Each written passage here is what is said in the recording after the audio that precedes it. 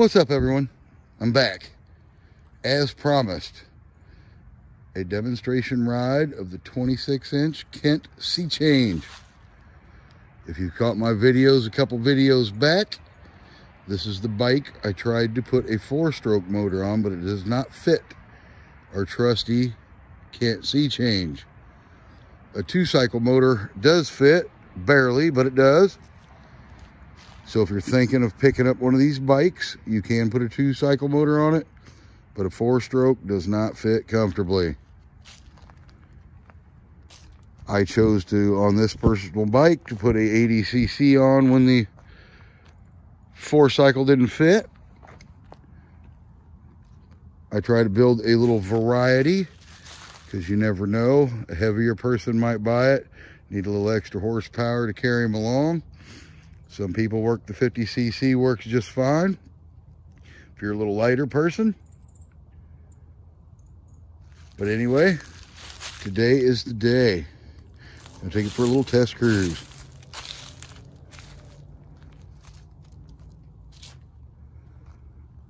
A quick walk around, just in case you're putting one together yourself.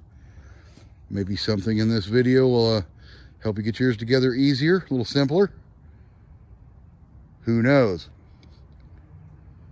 All right, well, let's get started. As usual, I'm going to take this from scratch for those who have never ridden a motorized bike.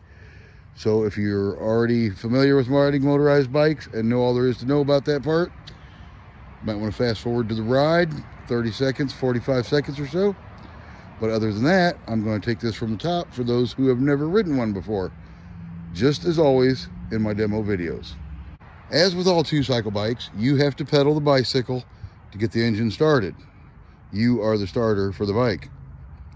So we will pedal it a couple bike lengths down the trail.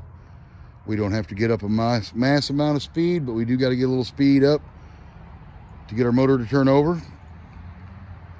In the very beginning, it's cold, so it's gonna run a little, I don't know, rough, a little stumbly. We'll push our choke lever down a little bit, give it a little time to warm up. The motor will clear up a little bit, and then we'll be off and riding.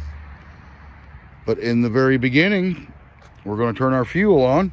This one is already on. It says so right there, on and off. My choke lever here on the carburetor, I will push completely up. As I said, I will pedal the bicycle a couple bike lengths. I have to squeeze the clutch. That releases the engine, so the bike will roll. If I let the clutch go,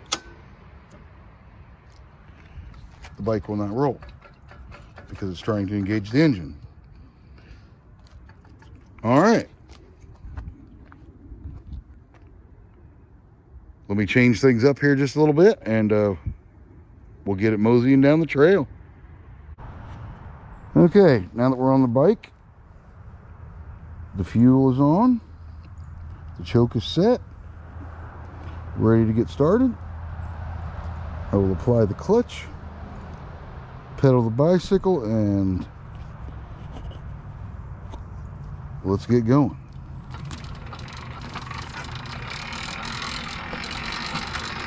See, I don't have to get up massive speed, just a nice cruising speed will do the job. I'll release the clutch. And see, it tries to start. So I will stop. Push my brake lever, my clutch. It's not a clutch either, is it? Push my choke open a little bit to allow the carburetor to get some air, if I can ever get the correct part out of my mouth. And then we'll repeat step 1.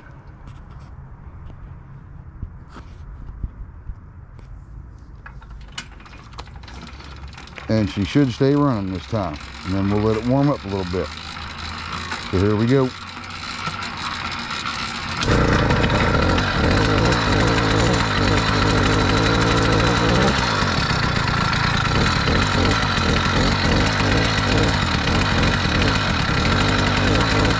may have to open the choke a little more. It all depends on the coldness of your day.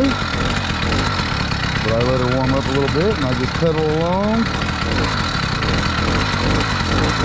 Open my choke up just a little bit more by pressing the lever down.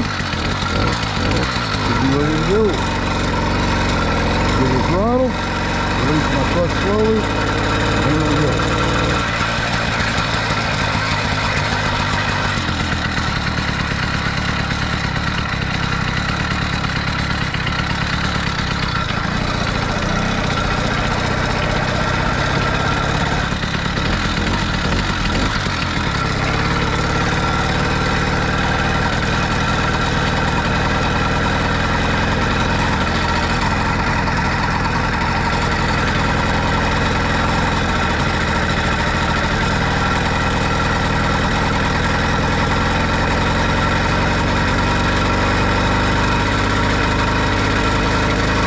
Speed up a little bit now that we got past the pedestrian.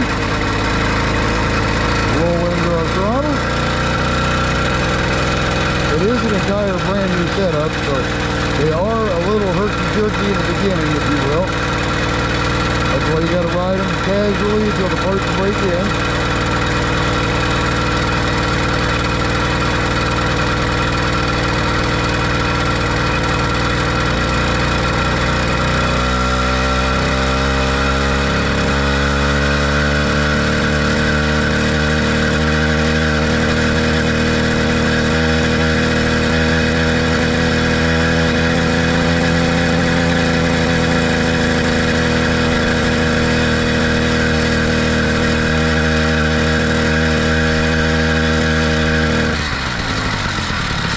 I'll apply my clutch when I'm ready to stop. Pedal backwards because it is a coaster brake bike.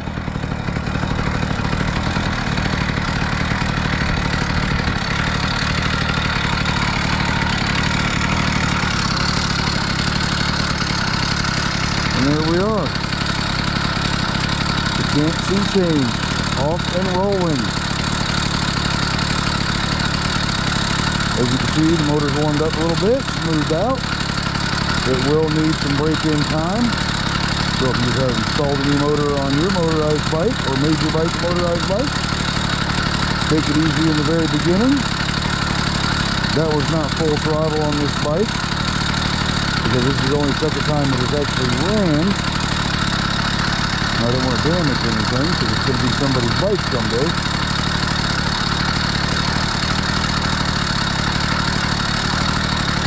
So, enough staring at it.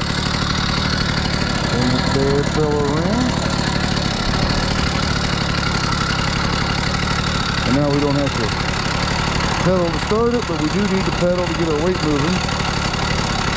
Because the little motors are not designed to pull you from a dead stop. They like for you to get your weight moving a little bit.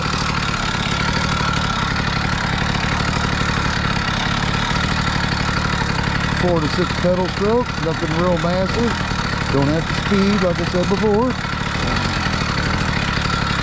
We'll apply our throttle, release our clutch at a moderate speed, and off we go.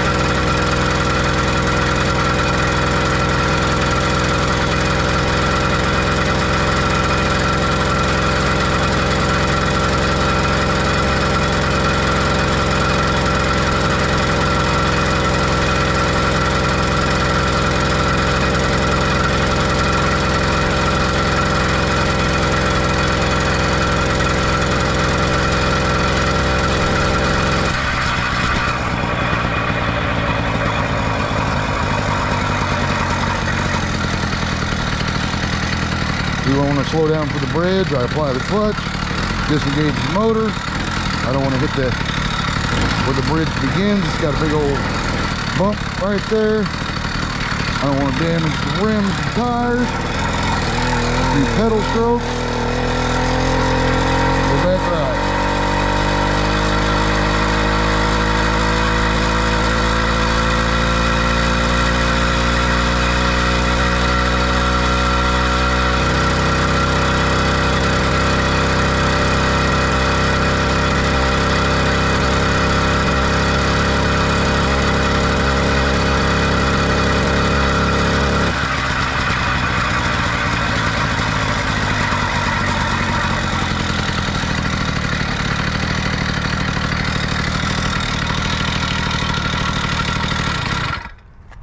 There you have it. I'd say it ran pretty flawlessly. Well, I hope you enjoyed this video. If you have a C change you're going to build, at least you can see that, yes, it does work. I cannot say that if you put 100, I think there were 100 motors, 100cc motors. I don't know if that would fit because the 80 just barely squeezes in there. I personally believe that this Kent C change is more of a metric measured bike. Years ago, they had what they called, I think it was a 7-something cc bike. It was root beer brown, had really cool fenders, looked like a 1950s bike. And I thought, man, that would really look good as a motorized bike. So when I purchased a couple, brought them to the shop, every nut, bolt, and piece fought because it was just the design of the bike. It was almost as they designed the bike so you couldn't put a motor on it, just size-wise. I know they didn't do it that way, but it seemed that way during the build. I did get them done. They were really cool bikes. 700C, I think, was the name of the bike. I don't know. It's been some years. I can't 100% remember. All right. Well, I hope this was informative. If this is the very first video you've ever seen of motorized bikes and how they operate, I hope that helps you out. It was a successful ride. I don't know if we got the gentleman on the side of the trail taking a pee or not in the video, but if we did, there he is. You know what I'm saying? All right. As always, thanks for watching. I appreciate it if you like and subscribe to the channel. That helps me get the information out there when I build different and new bicycles. I just build standard bikes, so that way if someone's out there trying to build a bike just like me, it helps them out. All right, as always, take care of your equipment. It'll take care of you. And stay tuned for the next exciting video.